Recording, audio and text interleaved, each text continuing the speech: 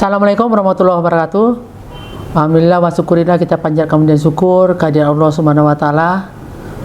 Luar biasa memberikan rahmat, keberkahan, kesehatan, rezeki yang barokah bagi kita semua. Selawat beri salam kepada junjungan kita Nabi besar Muhammad SAW beserta seluruh keluarganya dan para sahabatnya.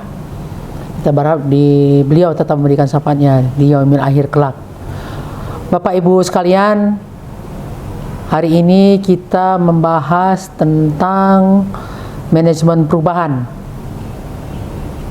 Jadi manajemen perubahan ini ada beberapa teori yang mendukungnya. Yang pertama itu adalah teori klasik, ya, teori klasik. Nah, teori klasik ini dikembangkan oleh Lewin tahun 1947.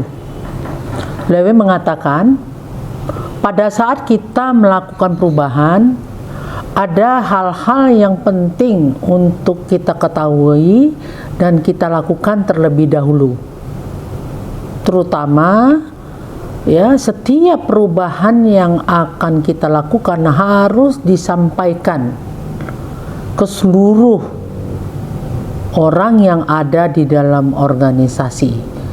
Saya maksud di sini organisasi itu baik di pemerintahan maupun di swasta.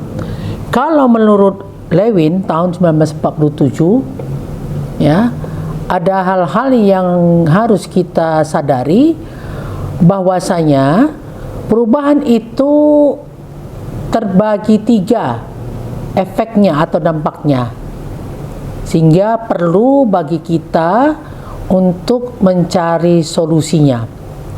Solusi yang pertama adalah kita melakukan unfreezing. Apa itu unfreezing? Artinya kita membekukan. Apa yang dibekukan?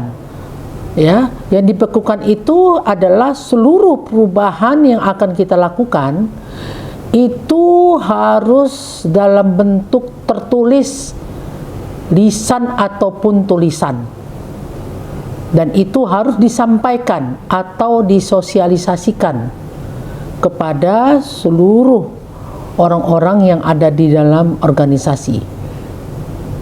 Kapan disosialisasikan? 6 bulan sebelum perubahan itu diterapkan atau diimplementasikan, atau paling lama 1 tahun, supaya setiap orang yang ada di organisasi mampu untuk beradaptasi. Kita tahu bahwasanya tidak semua karyawan itu memiliki kemampuan yang sama. Mereka memiliki kemampuan yang berbeda-beda, budaya yang berbeda-beda, apalagi berkaitan dengan adaptasi. Yang kedua adalah change, mengubah. Apa yang bisa mengubah seorang? Ya, yang bisa merubah seseorang adalah peraturan yang tegas yang harus ditegakkan oleh perusahaan itu. Jadi begitu peraturan atau perubahan itu diterapkan atau diimplementasikan, maka diikuti dengan peraturan-peraturan yang berlaku. Karena peraturan-peraturan itu mencakup hal-hal yang merupakan bagian dari perubahan tersebut. Kemudian yang ketiga adalah rephrasing. Rephrasing artinya bagi siapa yang tidak patuh terhadap perubahan itu, maka sanksi akan diberikan. Itu yang dikatakan oleh teori Lewin 1947. Di dalam teori klasik ini juga ada teori Maslow, yaitu tahun 1943. Kita tahu teori Maslow ini itu tentang hierarki kebutuhan manusia dalam perusahaan. Apa itu? Yaitu kebutuhan fisiologi atau dasar, yaitu kebutuhan makan dan minum. Kemudian yang kedua adalah safety, yaitu keamanan, stabilitas, dan perlindungan. Itu biasanya contohnya yang diberikan itu adalah adanya jam sostek, adanya BPJS, ya, kemudian adanya asuransi, adanya perlindungan dari atasan langsung untuk setiap tupoksi, tugas, tanggung jawab, dan wewenang, sehingga setiap orang merasa terlindungi pada saat dia melaksanakan tugas. Kemudian yang ketiga adalah sosial, bagaimana hubungan sosial, ya, yang ada di dalam organisasi itu. Bagaimana hubungan rekan kerja, sesama rekan kerja atau bersama rekan kerja, atasan langsung dengan bawahan secara vertikal maupun secara horizontal. Yang keempat adalah penghargaan, reward. Itu penting karena penghargaan ini pada saat seseorang sudah mencapai level ketiga, maka dia menginginkan level yang keempat. Apa contohnya?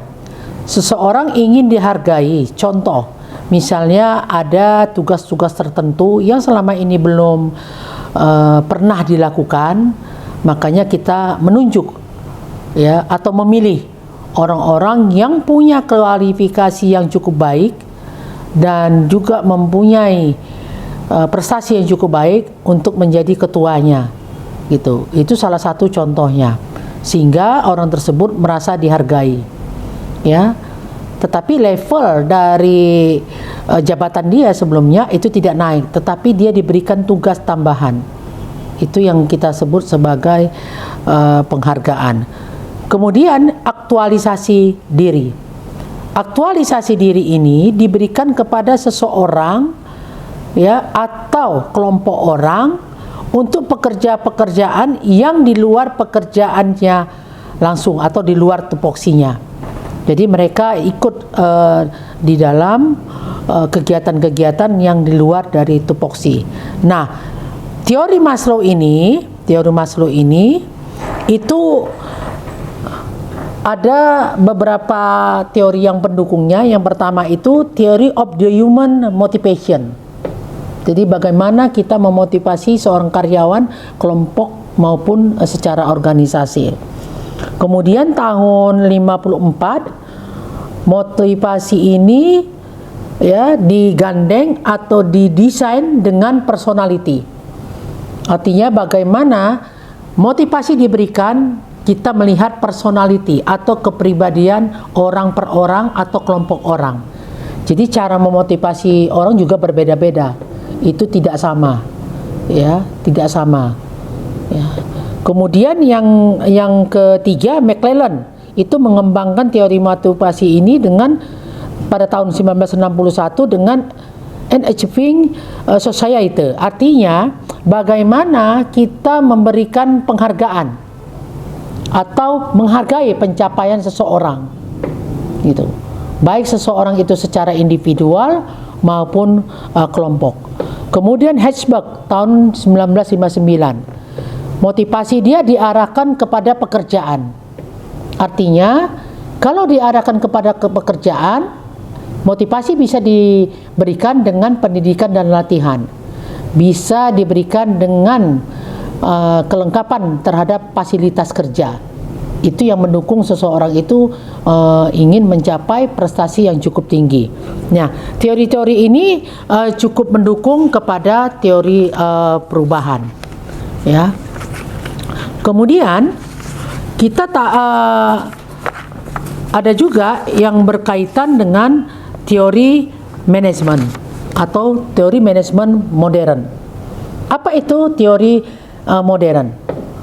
Dalam teori manajemen modern ada teori namanya Adkar, ya, Adkar. Nah, teori Adkar ini itu dikembangkan tahun 2006.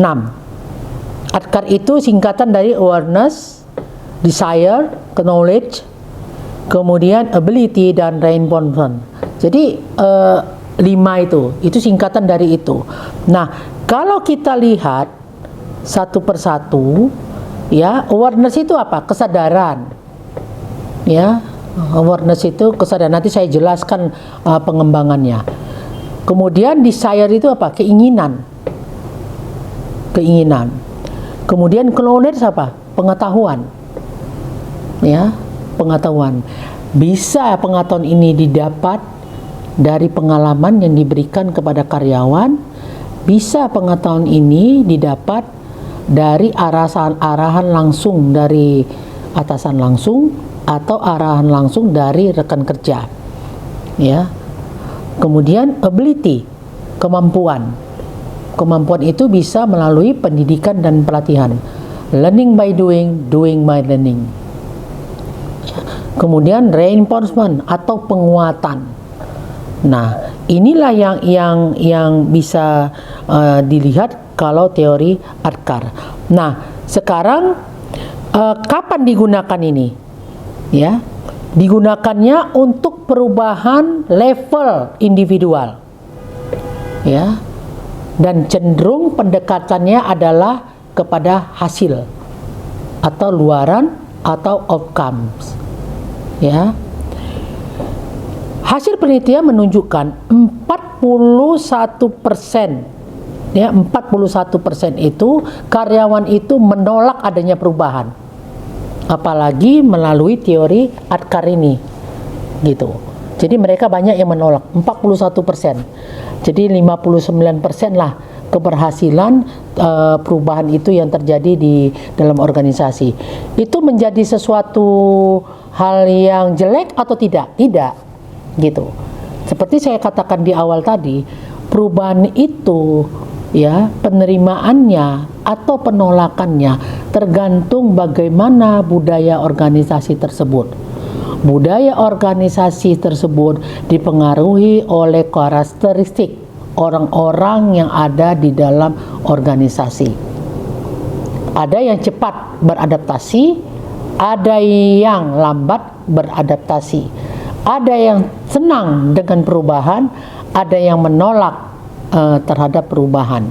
Maka disitulah peran seorang leader, bagaimana dia meyakinkan bawahannya atau seluruh orang-orang yang ada di dalam organisasi untuk bertindak dengan cepat dan mampu beradaptasi, ya, dengan setiap perubahan yang ada di dalam organisasi, baik itu secara internal maupun secara eksternal. Nah, kemudian kalau kita lihat teori Adkar ini, teori ini terbagi dari 5. Yang pertama tadi saya katakan awareness. Apa itu awareness? Kesadaran. Ya. Kesadaran seorang individual karyawan itu melakukan perubahan. Ya, melakukan perubahan. Nah, pemahaman seseorang ini terhadap perubahan itu, ya, kesadaran kenapa, ya, perusahaan itu harus melakukan perubahan. Nah, perubahan itu efeknya itu adalah secara internal dan eksternal. Perubahan itu, ya, akibat adanya kelemahan internal dan akibat adanya kekuatan eksternal. Perubahan itu adanya kekuatan dari internal dan adanya dari kelemahan atau kekuatan eksternal. Itu yang terjadi. Nah, apa yang mempengaruhi perubahan itu? Mempengaruhinya, ya, kalau kita lihat dari sudut awareness. Satu, bagaimana cara pandang seorang individual terhadap keadaan tertentu. Ya, jadi kalau ada perubahan, bagaimana cara pandangnya? Negatif, positif, ya, perlu perubahan atau tidak perlu perubahan. Itu. Yang kedua adalah bagaimana seseorang merasakan permasalahan. Karena kita tahu loyalitas itu penting sekali bagi suatu organisasi. Bagaimana organisasi itu memperoleh loyalitas atau memiliki loyalitas karyawan yang begitu kuat terhadap organisasinya. Sehingga apa? Sehingga setiap ada permasalahan, baik itu internal dan eksternal, itu mampu, ya, dipecahkan oleh pimpinan, bawahan, atau bersama-sama. Jadi kepedulian, awareness. Ya. Kemudian yang ketiga adalah kredibilitas penyampai informasi. Nah, di sini perlu informan. Siapa informan itu? Informan itu adalah orang-orang yang berpengaruh ya di dalam suatu organisasi. Bisa atasan langsung, bisa rekan kerja yang senior yang dianggap punya kualitas yang lebih baik dari orang lain, tapi yang penting adalah orang-orang yang paling berpengaruh. Karena biasanya orang-orang yang paling berpengaruh ini paling cepat untuk memberikan informasi yang valid terhadap karyawan dan paling cepat untuk diterima oleh karyawan. Jadi penting adanya informan, ya, informan. Kemudian yang keempat, informan yang salah atau rumor yang beredar, gitu, harus diperkecil atau dihilangkan, ya. Karena biasanya tanggapan orang terhadap perubahan itu bisa positif, bisa negatif. Nah, bagaimana kita pimpinan perusahaan dengan cepat dapat mengantisipasi hal-hal negatif ini, sehingga semua hal-hal atau isu-isu negatif yang berkaitan dengan problem-problem yang terjadi di dalam organisasi itu dapat diselesaikan dengan cepat atau dapat diantisipasi sebelum perubahan itu diimplementasikan. Yang kelima adalah apa yang menjadi alasan perusahaan yang tidak dapat dibantah oleh semua karyawan. Itu. Jadi itu 5 dampak yang paling kuat di dalam awareness. Nah, yang kedua adalah ya, desire. Bagaimana kita menciptakan desire? Bagaimana kita mendorong keinginan karyawan itu untuk bisa bersama-sama ya mengimplementasikan perubahan tersebut. Nah, kuncinya adalah keterlibatan semua orang itu menjadi begitu penting dalam perubahan. Artinya apa? Ya, setiap desain perubahan mengikut sertakan bawahan. Jadi jangan top down, tapi bottom up. Bottom up. Sehingga kita bisa dapat mengetahui dengan cepat masalah-masalah apa saja yang bakal terjadi di dalam organisasi akibat adanya perubahan tersebut. Nah, apa yang menjadi dampaknya? Ya, yang pertama, sifat perubahan itu. Ya, sifat perubahan itu. Sifat perubahan itu apa yang dirubah? Sistemkah? Posisikah? Ya. Kemudian fasilitaskah? Ya. Kemudian pergantian orangkah? Kemudian ada promosi, ada demosi, ada mutasi. Apa yang menjadi itu sifatnya dari perubahan itu? Yang kedua adalah konteks lingkungan. Apa yang masuk ke dalam konteks lingkungan? Secara internal, budaya organisasi itu memiliki dampak yang cukup kuat, ya, dampak yang cukup kuat. Kemudian sejarah menanganinya. Bagaimana? Apakah pada masa lalu kita punya masalah yang sama atau berbeda dan bagaimana kita menanganinya atau mengatasinya? Ya. Kemudian yang ketiga adalah bagaimana kepenguatan perubahan. Tadi kalau kita lihat, perubahan itu harus diikuti dengan peraturan yang cukup kuat. Ya, peraturan yang cukup kuat. Karena peraturan inilah yang mengikat karyawan supaya dia masuk ke dalam sistem yang akan kita rubah. Ya, yang akan kita rubah. Yang ketiga, bagaimana situasi perubahan itu? Satu, ya, mengganggu pekerjaan atau tidak? Menghilangkan pekerjaan atau tidak? Atau bahkan menambah pekerjaan atau tidak? Merampingkan tupoksi atau malah melebarkan tupoksi. Melebarkan tupoksi berarti ada penggabungan bidang atau divisi. Itu kalau kita lihat dari sisi pekerjaan. Yang kedua, pendidikan. Ada nggak pengaruh pendidikan? Nah, ini pendidikan itu hati-hati juga Bapak Ibu. Semakin tinggi pendidikan seseorang, ya, kadang-kadang tingkat penolakannya juga semakin tinggi. Kenapa? Dia tidak memperoleh alasan yang cukup kuat. Ya, alasan yang cukup kuat kenapa perubahan itu dilakukan. Nah, apalagi kalau pendidikannya cukup rendah. Dia tidak sampai ke sana untuk pemahaman bahwasanya perubahan ini untuk sustainability dari perusahaan ke depan. Karena adanya tingkat persaingan, adanya peraturan yang berubah, ya, sudah semakin berdampaknya globalisasi dan lain sebagainya. Itu yang harus dilihat dan harus juga dikembangkan oleh perusahaan. Itu nggak bisa diam aja, gitu kan? Kemudian yang keempat adalah motivasi seseorang. Gitu. Apa manfaat bagi seorang karyawan apabila dia mengikuti perubahan itu, atau apabila dia masuk ke dalam perubahan itu? Ya, apa yang terjadi? Gitu. Apa dampak positifnya? Biasanya kan karyawan ini ceritanya dampak positif, negatifnya dia nggak mau tahu. Positifnya apa? Gitu. Kalau nanti dari perubahan itu dia bertindak negatif, itu dia nggak mau tahu. Tapi apa yang menjadikan dampak positif bagi yang bersangkutan, gitu.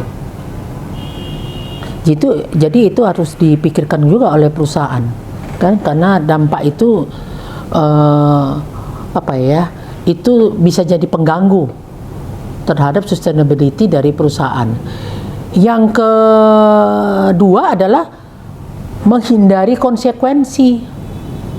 Tidak semua orang, ya, mau menerima konsekuensi apabila perubahan itu diimplementasikan. Saya kasih contoh.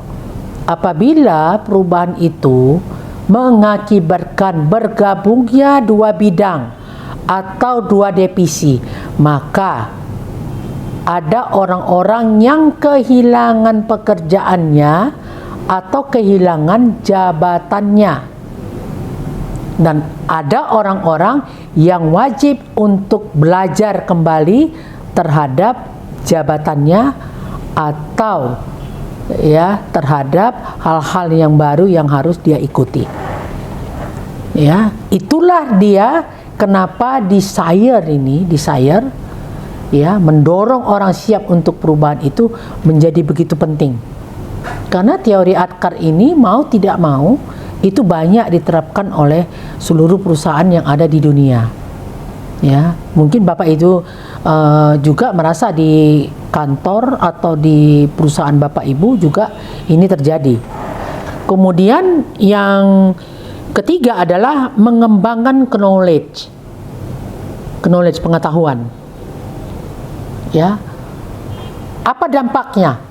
Dampaknya adalah kita harus punya base data tentang knowledge karyawan yang ada saat sekarang ini, dan knowledge apa yang diperlukan oleh seseorang karyawan pada saat dia masuk pada perubahan yang baru. Itu. Yang kedua adalah kemampuan seseorang menambah pengetahuan. Artinya mengikuti pendidikan dan pelatihan. Dan siapa saja orang itu? Nah, itu harus dilihat juga. Ada kelemahan pendidikan dan pelatihan ini. Seorang yang belum pernah mengikuti pendidikan atau pelatihan dasar, dia sudah disuruh untuk mengikuti pendidikan pelatihan yang advance. Itu jadi kendala, ya, dipaksa untuk masuk karena waktu yang begitu rentan untuk masuk kepada perubahan itu. Itu hati-hati Bapak Ibu. Ya, itu akan menimbulkan gap ataupun gesekan-gesekan yang terjadi di dalam perusahaan kita. Yang ketiga adalah sumber-sumber yang tersedia untuk pelatihan. Pelatihan itu bisa on the job training maupun off the job training. Bisa dengan role playing, bisa, boleh. Ya, bisa dengan on the job training apabila dia sambil bekerja itu sambil dilatih. Jadi learning by doing, doing by learning. Itu dia. Kemudian yang keempat adalah ketersediaan pengetahuan yang dibutuhkan. Siapa narasumbernya? Narasumbernya bisa teman sekerja, bisa atasan langsung, ataupun melalui narasumber waktu melakukan pendidikan dan pelatihan. Itu yang begitu penting. Karena apa? Orang-orang yang memberikan informasi itu harus orang-orang yang qualified, kompeten di bidangnya, dan mampu untuk memecahkan masalah karyawan-karyawan yang akan mengikuti pendidikan dan pelatihan. Kemudian yang keempat, ya, yang keempat adalah meningkatkan ability. Apa dampaknya? Hambatan. Apabila dalam proses rekrutmen karyawan, perusahaan hanya melihat kondisi pada saat sekarang ini dan tidak melihat kondisi pada masa yang akan datang, contoh 5 tahun, 10 tahun ke depan, maka dia kendalanya ini akan menjadi hambatan banget bagi perusahaan. Dalam kita melakukan rekrutmen, kita tidak berbicara tentang ya ability atau kemampuan pada saat sekarang ini, tapi kita bicara tentang ability tentang 5 tahun ataupun 10 tahun yang akan datang. Salah besar kalau kita melakukan proses rekrutmen itu, karena kita butuh karyawan pada saat sekarang ini, kita butuhnya A, B, C, D, F, G. Padahal 5 tahun ke depan, 10 tahun ke depan sudah sampai Z. Dan itu tidak kita jadikan sebagai specification atau qualification atau syarat-syarat yang harus ya dipenuhi oleh calon karyawan. Gitu. Itu penting gitu. Sehingga perusahaan bisa saving money untuk pendidikan atau pelatihan pada masa yang akan datang. Gitu. Belum tentu juga ability ini bisa ditingkatkan dengan penelitian dan pengetahuan.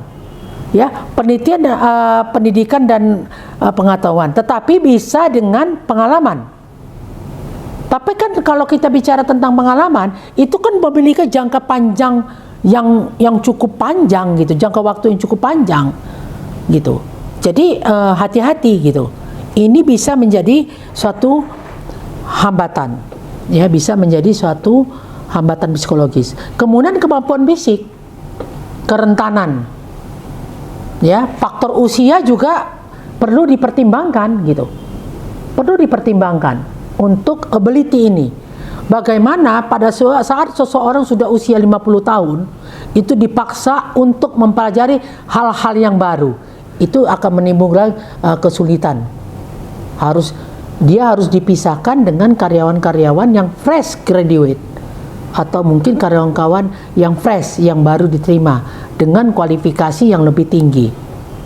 Jadi tidak salah kita anak-anak muda ya dengan kualifikasi yang lebih tinggi, bahkan mungkin belum ada di perusahaan tersebut, tapi itu kita terima dari sekarang, karena kita bicaranya 5 tahun sampai 10 tahun ke depan, bukan bicara untuk menyelesaikan masalah pada hari ini, ya.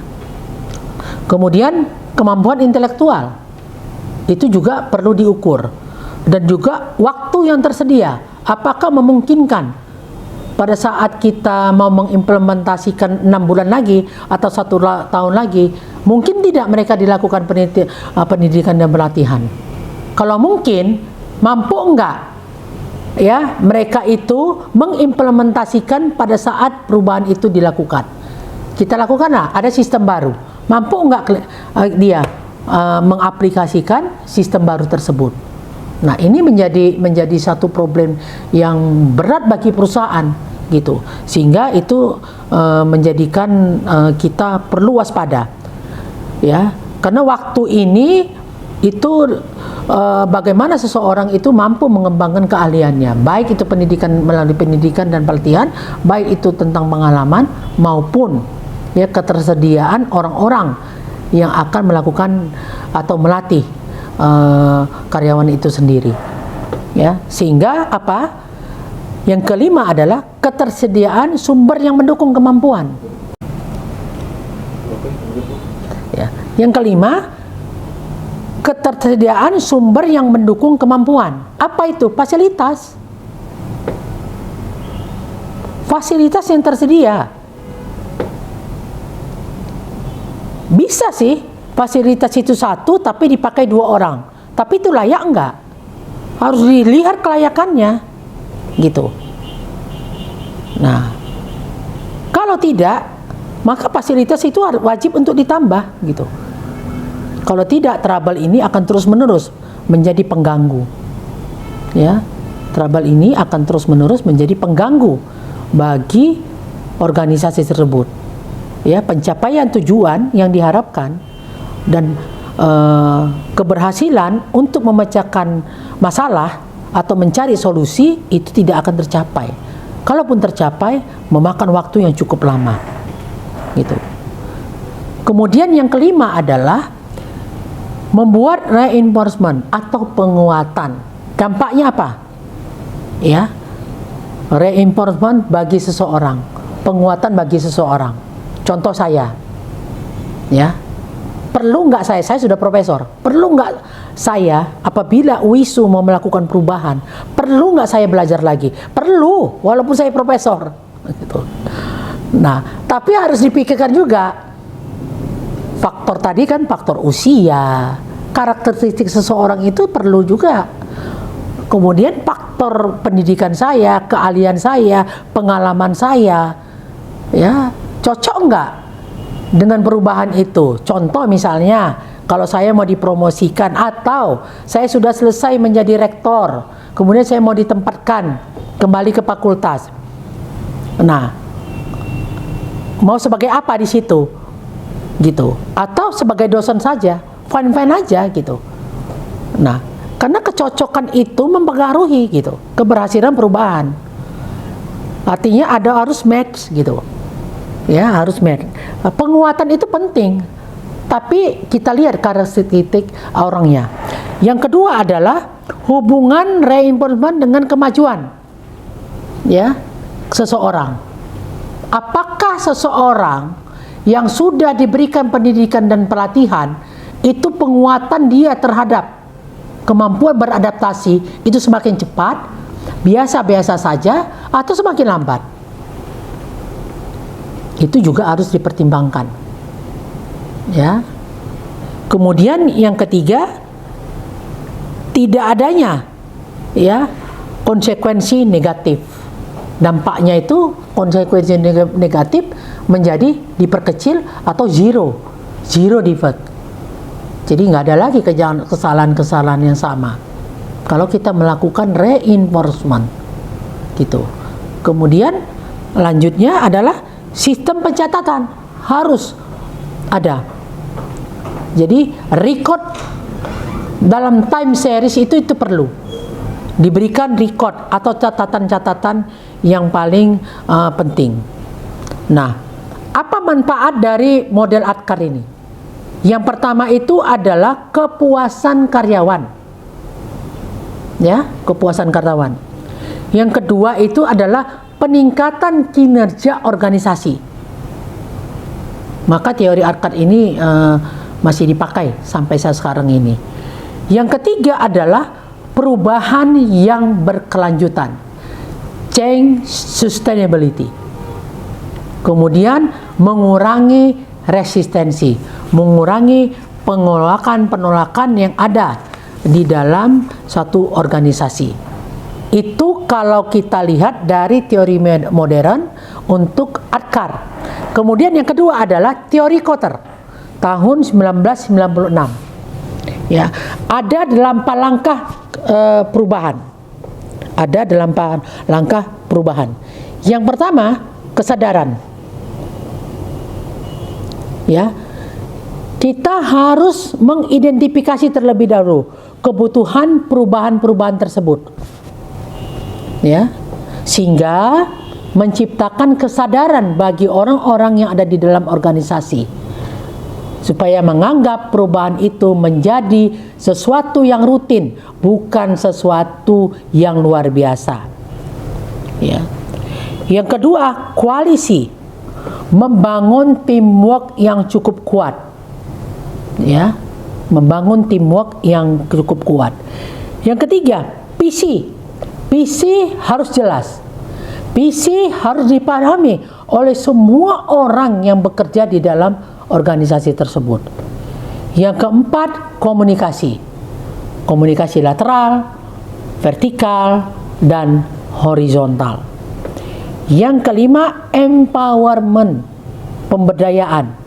Di pemberdayaan itu ada tugas, tanggung jawab, dan wewenang. Ya, orang mengerjakan orang. Orang mengerjakan apa dan orang mengerjakan bagaimana, dan siapa yang mengerjakan itu harus ada tupoksinya. The right man in the right place, and the right man in the right work. Jadi harus terpenuhi itu semua. Kemudian yang keenam adalah pencapaian. Harus ada ukuran yang jelas. Ya, harus ada ukuran yang jelas. Bagaimana kita mempertahankan apa yang sudah dicapai, baik itu jangka pendek, menengah maupun panjang. Yang ketujuh adalah konsolidasi. Konsolidasi gunanya untuk apa? Melanjutkan perbaikan-perbaikan, gitu. Ya, jangan pernah berhenti konsolidasi, itu penting, ya, sehingga mengantisipasi kesalahan-kesalahan yang ada, memperkecil kesalahan-kesalahan yang ada, bahkan menjirodifekkan kesalahan-kesalahan yang ada. Kemudian yang kedelapan adalah institusional, membuat perubahan menjadi budaya organisasi. Membuat perubahan menjadi budaya organisasi. Ya. Kemudian yang ketiga dari teori modern ini adalah teori McKinsey. McKinsey itu terkenal dengan 7S. Itu dikembangkan tahun 1982. Ya, 1982. Yang pertama, S yang pertama, strategi. Apa strategi? Ya, siapa yang melakukan strategi ini? Siapa yang menciptakan strategi? Biasanya menciptakan strategi itu secara struktur organisasi di CEO, top management. Ya, itu top management. Yang kedua adalah structure. Ya, structure. Bagaimana kita menempatkan orang-orang yang dalam organisasi, gitu. Kemudian yang ketiga adalah sistem. Apa itu sistem? SOP, standar operasional prosedur. Semua tertulis, ya, semua pelaksanaan tidak boleh lari dari SOP. Itu struktur. Ini disebut sebagai hard element. Ya, hard element. Nah, yang softnya itu apa? Share value, nomor 4, S yang keempat. Share value. Apa yang di-share? Kode etik, peraturan, etika, budaya kerja, perilaku. Nah, itu masuk itu di dalam share value. Yang kelima adalah skills. Ya. Skill, keahlian, kemampuan. Yang keenam, style. Style itu apa? Kepemimpinan, leadership. Ya. Leadership, paternalistik, otoriter, gaya kepemimpinan, ya, transformasional, transaksional, gitu. Humble leadership. Ada sekarang humble leadership. Apakah diperlukan kepemimpinan yang humble, yang ramah, yang tidak menunjukkan keegoisan? Tuh. Ternyata dalam teori ada humble leadership. Kemudian yang ke-7 adalah staff. Kenapa staff menjadi penting? Yang diperlukan apa dari staff? Supporting, gitu. Supporting yang kuat dari staff, ya. Supporting yang kuat dari staff. Nah, apa perbedaan antara Parker Lewin, Atkar maupun Kotter? Kalau di Lewin itu cenderung ke proses. Kalau di Atkar itu cenderung individualisme. Kalau di Kotter itu cenderung kepada strategi. Kalau McKinsey yang 7S itu cenderung kepada integrasi. Ini ngetop nih yang 4 ini. Ini hampir seluruh dunia ini menerapkan ini. Apalagi McKinsey ya. Dia mengintegrasikan, tadi kan udah dibilang bagaimana visi misi, akhirnya sampai kepada supporting staff. Itu. Nah, bagaimana kalau kita lihat dari sisi pendekatan? Kalau Lewin itu pendekatannya linear. Ya, linear. Kalau Atkar dia pendekatan incremental, ya, incremental. Jadi awareness, desire, knowledge, ability, and reinforcement. Kalau Kotter, ya, kalau Kotter itu transformasional. Nah, kalau kita lihat Atkar, incremental, ya, kerangka kerja manajemen perubahan. Apa kerangka kerjanya? Itu. Apa bagan alirnya? Ya, pasti dia kan berkaitan dengan individu. Ya, bagaimana mencapai perubahan itu? Jadi input, proses, output, outcomes itu Atkar. Nah, bagaimana tingkat kompleksitasnya? Kalau Lewin itu sederhana, kalau Atkar itu sedang, kalau Kotter kompleks. Ya, kalau Kotter itu kompleks karena dia berkaitan dengan strategi. Nah, bagaimana peran kepemimpinan? Kalau Lewin, kepemimpinan, perannya pemimpin itu adalah katalisator. Bagaimana seorang pemimpin mampu mempercepat perubahan itu secara positif. Jadi bagaimana seorang pemimpin mampu menggerakkan orang-orang yang dalam organisasi dengan memperkecil ya efek-efek negatif. Ya. Kemudian kalau Atkar, kepemimpinan itu sebagai fasilitator. Ya. Bagaimana mencapai tujuan? Kalau sebagai fasilitator, bagaimana pemimpin mampu membawa arah atau era baru bagi bawahannya untuk sama-sama mencapai tujuan. Bagaimana bisa membangun mindset karyawannya supaya mampu meningkatkan kinerjanya. Bagaimana membangun tim kerja yang kuat, berkolaborasi, empati, kemudian netral, tidak berpihak apabila ada permasalahan, selalu melihatnya secara positif. Nah, bagaimana Kotter? Ya, Kotter itu kepemimpinan yang strategis.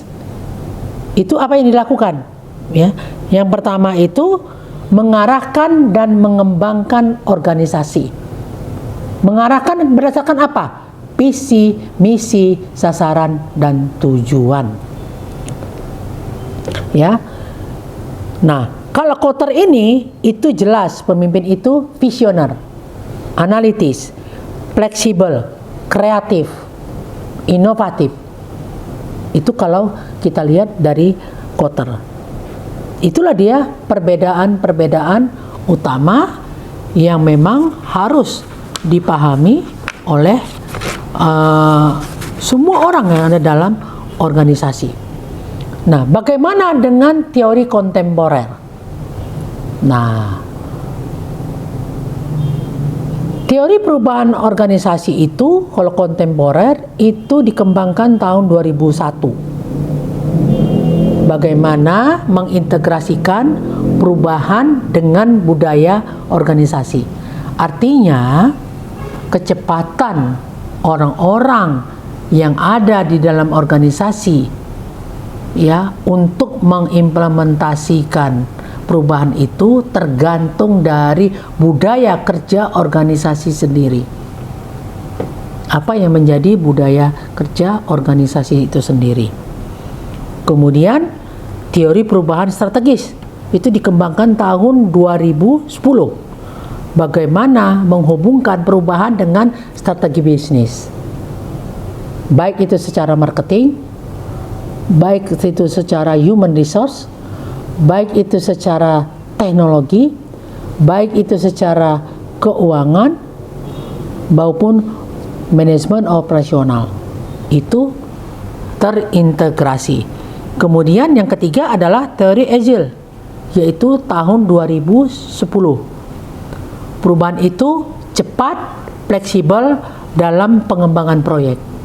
Jadi sifatnya adalah ada proyek-proyek tertentu yang akan dicapai. Demikianlah Bapak Ibu, saya sampaikan materi pertama kita pada hari ini. Semoga bermanfaat bagi Bapak Ibu. Billahi taufiq wa hidayah. Assalamualaikum warahmatullahi wabarakatuh.